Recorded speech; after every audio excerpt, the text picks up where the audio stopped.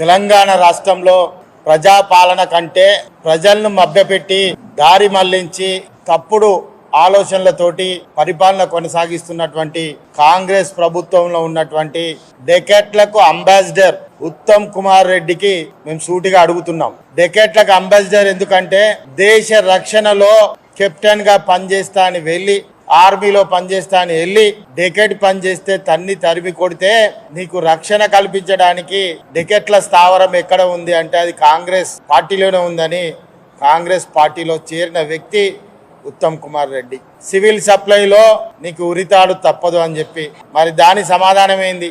మరి 2004 నుంచి 2014 వరకు కాంగ్రెస్ ప్రభుత్వం ఉంది. మరి కాంగ్రెస్ ప్రభుత్వం ఉన్నప్పుడు 2004లో చంద్రబాబు నాయుడు అప్పుడు హెలికాప్టర్ లో వచ్చి ఫౌండేషన్ వేయడం జరిగింది. అది అప్పుడు ఉన్నటువంటి కడియం శ్రీహరి గారు పక్కకుండి చేయించినటువంటి వ్యవహారం. మరి ఈ విధంగా చూస్తే అటు తెలుగుదేశం చంద్రబాబు నాయుడు, ఇటు కాంగ్రెస్ ప్రభుత్వం వైఎస్ రాజశేఖర రెడ్డి గారు, అదే విధంగా ఆనాడు ఉన్నటువంటి మంత్రులు అందరూ కలిసి దేవాదులకు న్యాయం చేయకపోవడం. మరి కేసీఆర్ గారు ఉద్యమ సమయంలోనే చెప్పారు తెలంగాణ వచ్చిన తర్వాత మనం దేవాదులు చేసుకుంటామని చెప్పి. ఆ మాట మీదే తెలంగాణ ప్రజల కోసం 90% పూర్తి చేసినటువంటి కేసీఆర్ గారి మీద ఈ రోజు తప్పుడు మాటలు మాట్లాడడం ఇది సరైంది కాదు. ఈ రోజు సమ్మక్క సారలమ్మ బ్యారేజ్ ఏదైతే ఉందో బ్రహ్మాండంగా ఉందని నేను ఎవరితోటే పొగిడినావు. మరి బ్రహ్మాండంగా ఉందని నువ్వు అంటున్నావు, నీరు వస్తలేదని ధనసరి అనసూర్య గారు అంటున్నారు. మరి ఏది నిజం ఏది అబద్ధం అని కూడా ఈ సందర్భంగా అడుగుతున్నాం. ముఖ్యంగా ఒకటి మాత్రం సూటిగా అడుగుతున్నాం,